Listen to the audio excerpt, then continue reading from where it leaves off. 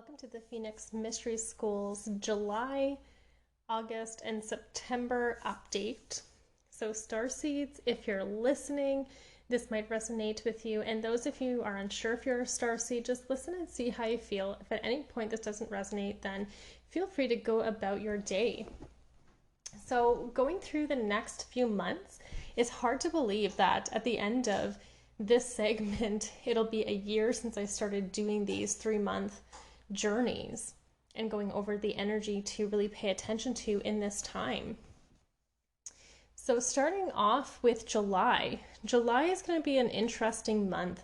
I know so many people have already been going through their transit points and alchemizing a lot of their past pain into wisdom, but many that I have noticed and observed have also been going through this a little bit in the month of June, starting to see some of the past pain points that haven't been fully processed and fully integrated and moved through. Not necessarily released. I feel like that's a term that gets overused quite often in the self-healing community, is just letting everything go. But in this process here, it's really about understanding where you've come from, how it shaped the person that you are today, not dismissing the pain and the trauma or anything that you've went through, but really how you've come out to this brand new side of being a completely different person. And it's interesting because when you look at it, it's almost like going into that inner depth of who you are. It's almost as if there's a sense of going into this deep, dark place, the voids of our bodies and of our mind, of our spirit, and transmuting that. And I know this has been a theme over the last while of taking into consideration going into the deepest parts of ourself will allow us to expand into a greater sense of joy. So interesting enough about this time as well, it's around going into that depth. How can you allow yourself to surrender to that process? How can you feel into some of these wounds? And not all of them need to be felt. I've brought this up before. So in our bodies, it is very wise. Our Wei Qi system, our stomachs, our intestine, even the navel and the gallbladder meridians actually process and integrate and synthesize pretty much everything that we go through. The only time that this process is hindered is if we try to suppress those emotions. So yeah, sometimes we do have to feel them. Sometimes we do need to express them. But if we sat there and went through every single emotion that we had at every single part of the day, this would be considered micromanaging our body's innate wisdom because it knows what to do. Sure, there's sometimes you really have to feel into things that we have suppressed. Sometimes it's more of just that knowing, but not everything needs to go to that sense of depth. And I don't mean this in a bypassing way, but if we're in more of that strong mental capacity, our day-to-day, there's a lot of emotions that we deal with that can actually be worked through naturally in our system without us having to tell the body what it's naturally built to do. So surrendering to this process, surrendering to feeling the emotions in the moment, to noticing them also in the moment, and just being present with them without trying to tell it what to do, because our emotions are just that, energies in motion, and sometimes they need to go to different places of the body first. So typically to the diaphragm, so we can decide what to do with it. Sometimes it comes up for expression, sometimes it just goes through the intestines and literally comes out of our system through the urinary tract or the other intestinal tract. So at the end of the day, there might be some aspects, especially through the month of July, which emotions are showing up, which ones have been those suppressed emotions that we might need to express. And some emotions we've actually expressed many, many times over. So it's just as simple as allowing it to move through the body. What wisdom is there, if any, through those experiences? What has it shown you, if there is that lesson? Because not everything is, but you can absolutely look into and feel into with that sense of love and truth what is there for you.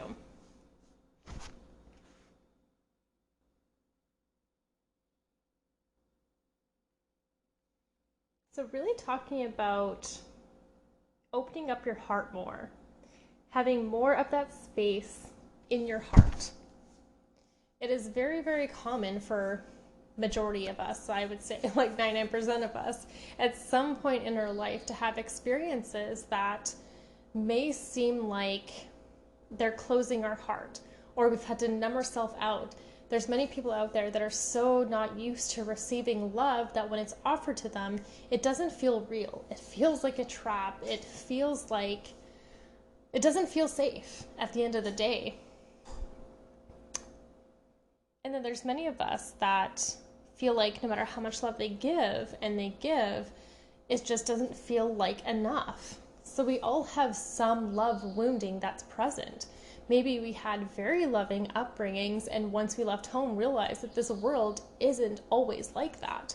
And there's some definite wounding around not finding maybe the right supportive friends. So it's interesting just to notice like where we can go deeper in our heart, where we can go deeper in our soul and be more present in our body and feel more, I wouldn't say feel more clear, but in a sense, by releasing those, or not releasing, but processing those components that we need to.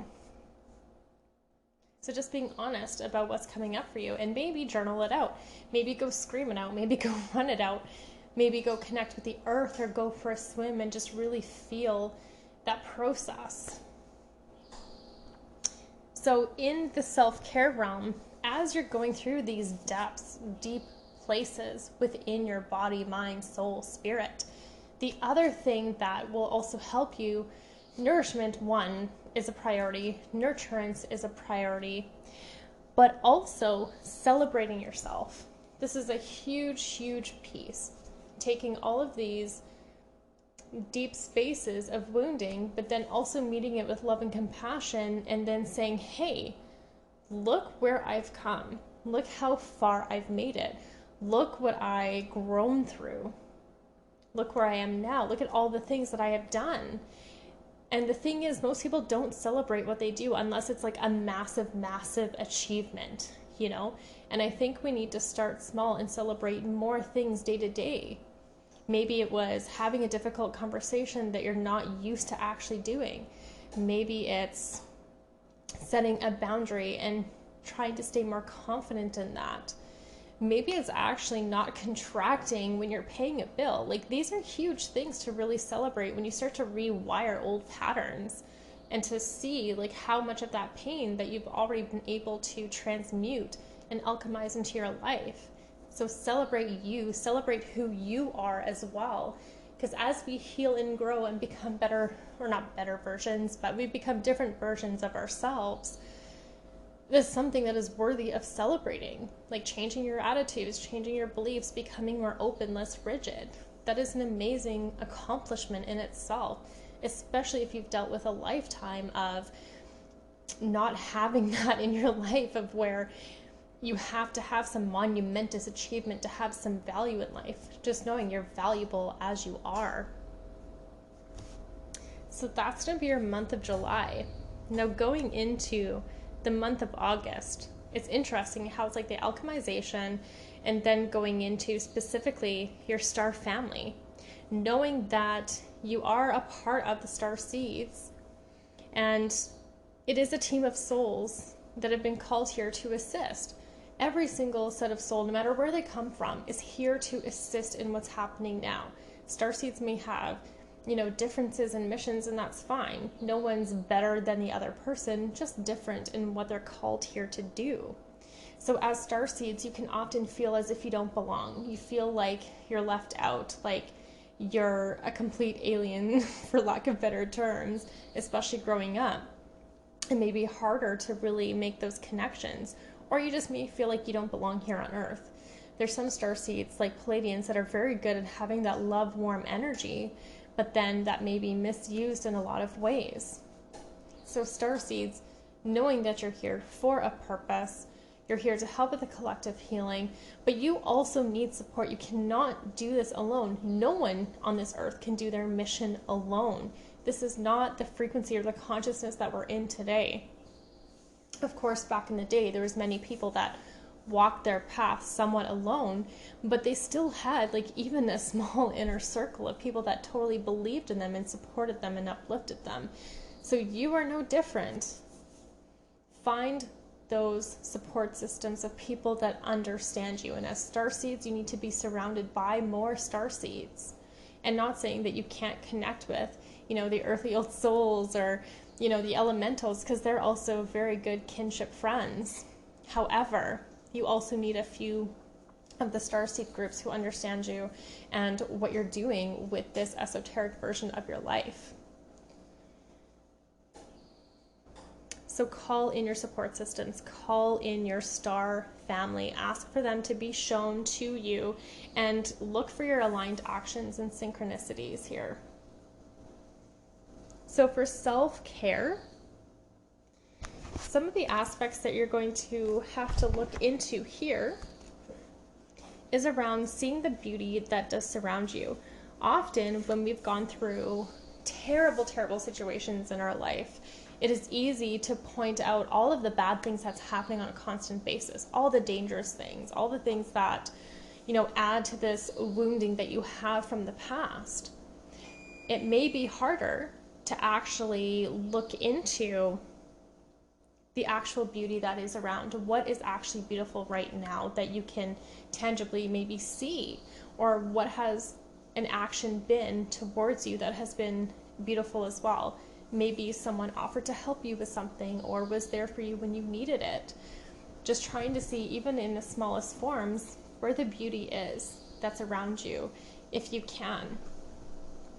So taking some time to focus on, not just focus on the positives, because that's toxic positivity and bypassing, but just reworking your brain to start noticing more of the kind, loving gestures that are around us, and the kind, loving spaces that are actually there, and the supportive aspects that are there. Is there people that you can count on and rely on, and celebrate that, acknowledge some of the things that are there that you do have that is very supportive for you in this time, and pointing out those synchronicities as they come. So now going into the month of August. So now that we're working with the collective wounding, working with calling in our support systems, now we're going into what our mission here is in September. So your double mission is showing up. So as a starseed, not every starseed is a light worker, and not every light worker is a starseed. However, there are the lightworker starseeds that are here. Often they're from Lyra or Sirius or Arcturus or even Mintaka.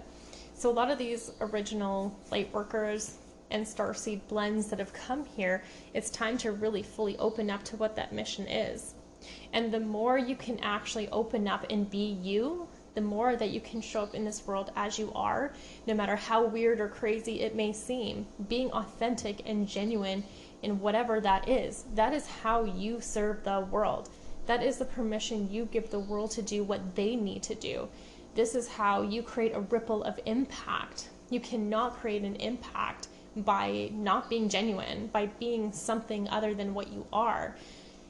It's almost impossible to fully connect on a deep level if you are not being that authentic version of who you are. So as you show up in this world, in this authentic version, this is how you're able to connect with others. And if you are in the healing industry, it's how you're going to be able to serve them from that depth and that real deep capacity, versus not being able to fully connect in those depths and those realms. So being a light worker doesn't mean you're always in the healing aspect, but you definitely can be. But it can also be, sorry, of course I had something go off right in the middle of this podcast. But if you are in the healing industry, of course you know that genuinity, that compassion aspect of where you need to be. But if you're not in the healing industry, no matter where you are, like even if you're in a corporate office, you still need to be able to be who you are. And if you feel like you need to change who you actually are, then it's probably not the right place where you're actually going to make a difference, which can be really difficult because some of the starseed lightworkers have also incarnated here to actually start making a change from the inside out in many different areas, like politics and law, even religion. You know, there's many that are shifting the dynamics, and making more of that authentic truth to actually come forward. There's so much coming to the surface now, and all the light workers here are banded together, regardless if they're starseed or not, to help create these changes so that we can have more of that peace and clarity here on earth, so that the same cycle of abuse and torture and everything else actually comes to an end, so that we can be more in our sovereignty. And the more that we all start claiming our sovereignty and our free will and that truth aspect, the more that the rest can no longer hide. There can't be manipulation when there's a certain mass consciousness demanding truth and love and peace and creating that change. So being you, being in this space is what's going to create change. And in so many other ways as well, like standing up for injustice, being in solidarity. You can't ignore the things that are happening anymore. It's really time to step up as leaders and actually lead from the front, regardless of who you are and where you are. So with the self-care, turns into self-trust. So the whole month of September, it's really leaning into that self-trust. So before you're leaning into the heart, and now within that, it's going to create that sense of self-trust. Also know that within that trust comes your intuitive factors, and your intuitive factors is callings essentially from you, your higher self, your soul, your wisdom, before you can even make sense of it. Your intuition, regardless of what it seems, is always right. Your intuition is there to guide you. Those nudgings are there to guide you. I can't even count how many times I've ignored those nudgings and they've come back full in my face. Like I couldn't run from it. I may have taken some detours for sure, but then I've always come back to center knowing that this is who I am. And for many listening, it's going to be very similar for you. Trusting your intuition is the ultimate act of self-trust and love. We may not be able to explain our intuition or our downloads or whatever information, but we also need to trust that, coming from this place of non-judgment and neutrality, which seems so lovely and easy. But being in a state of neutrality is probably one of the hardest things, to not have that sense of judgment, because as humans, we're having a human experience, so we're going to place judgments on a lot of things, but also getting clear on where those judgments are coming from. Is it coming from a collective thought form? Is it coming from old conditioning patterns or an old belief that isn't ours? And choosing to recognize that this is not what we're bringing into our life. But if it's a positive one, like expanding on that as well.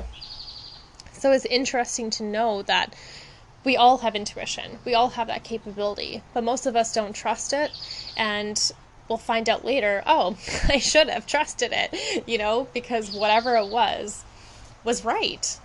And we'll have many occasions where it's right, and we're like, oh, dang it, I wish I listened. And then there's times that you wish it wasn't right. But intuition is information to help guide us. So learn to step into and lean into trust more and more. You can even say things like, I am learning to trust my intuition more every day.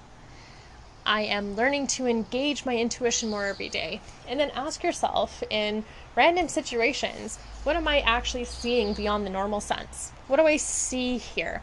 What do I feel? What do I actually hear? Does this sound true to me? There's been so many times where I've heard people talk, and in my mind I'm like, that's bullshit. And I mean, when people lie, usually it's because of their inability to accept that level of truth. It's usually not because of the other person, or because they'll say things like, oh, I thought you wouldn't understand or care or trust or whatever. But that's also a belief system they've made up in their mind for the most part. So a lot of people lie because they can't reconcile themselves with the actual truth. They can't face it. So then they don't say it. So I've learned to take a lot of those things non-personally, but my boundary is, in friendships and relationships, I honor the truth. I will always have space for the truth, and I do not have space for those who do not trust me or themselves to bring the truth forward, whatever it may be. And if it's something that on the inside they really don't want to talk about, but for some reason they're talking about it, if you can't be honest about it, then just keep it to yourself for now. You know, like for me, I have these boundaries in place, and I ask that others respect that. So if they can't be honest, then just don't say whatever it is until it can come from an honest place. So that's the thing. You can know these things that hurt people, you know? And you can also know that it's not personal, but you can also have boundaries stating, you know, this is what is and isn't acceptable for me, and to hold that strong. So in that sense, in September, self-trust, but it also leads into boundaries. Having that sense of trust will always lead into that sense of love, of self, of others, and with boundaries. Alrighty. So I hope you guys got enough information over the next 3 months to kind of guide you through the next little bit. You can journal things, you can, you know, go into nature and really sit with it each month and see what's coming up for you. Or, you know, you can listen to some solfeggio frequencies or binaural beats and really just think about like what's coming through over these next few months and set some intentions around all of these things, and really just checking to see how much has changed for you over the last, you know, 3 months, 6 months, 12 months, or even a couple of years. Because we're all evolving and growing, and something that was true for you a year ago may not be true for you now. I so appreciate you, divine souls, listening in, tuning in, and sharing your experiences, your thoughts, and I'm looking forward to hearing more of them. So if you have anything to share with me, you sure can on, you know, Facebook, on Instagram, or you can email me at chernysage333@gmail.com. But have a good rest of your evening, and so much love to all of you and all the Star family that are tuning in.